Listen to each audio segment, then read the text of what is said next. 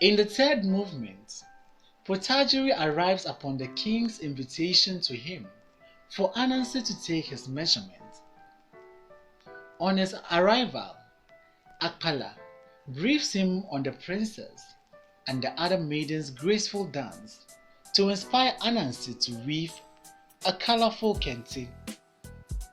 Potagiri becomes jealous that Akpala had watched the princess dance. He explained that he could not turn his eyes away from the princess as he is the god. He adds that it is part of the arrangement for Anansi to weave clothing for the impending marriage.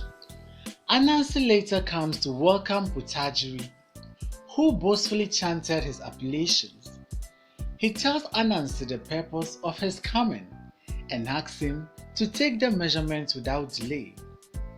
Anansi informs him that the princess was done with her measurement and it's now time for him to take his so that he can design a smock for him.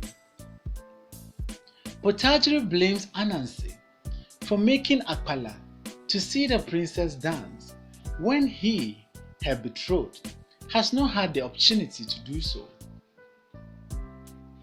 In reaction, Anansi tells him that he has little control as a captive to prevent Akpala from watching the princess and that as a stranger he cannot interfere in ethical rules of the land. As Potagiri waits impatiently to be measured, he vents on Akpala, his old rival in wrestling, whom he accuses for spying on nude maidens. Anansi appeals to Potagiri to pose as he has planned with Akpala. Potagiri is bent on punishing Akpala later for his ignorance. Anansi tells Akpala that in his tribe, remorseful subjects keep away from their offended superiors. He orders Akpala to hide in the bush. It is from this hideout that he will shoot an arrow and kill Potagiri. Potagiri insists that Anansi should weave an elegant color as he has a very good sense for artistic judgment. Potagiri poses for the measurement to be taken, but Anansi begs Potagiri to allow him to go for a charcoal to record the measurement.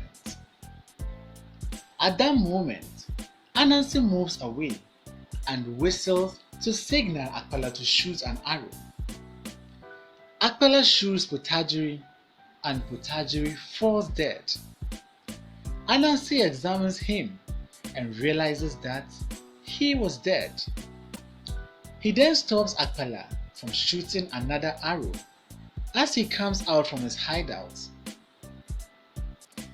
Akpala feels he has gotten vengeance for killing Potagiri. Anansi removes Potagiri's clothing with which he will disguise himself as Potagiri. He then directs Akpala to call Odudu to help him bury Potagiri and then report to the king that Anansi was dead instead.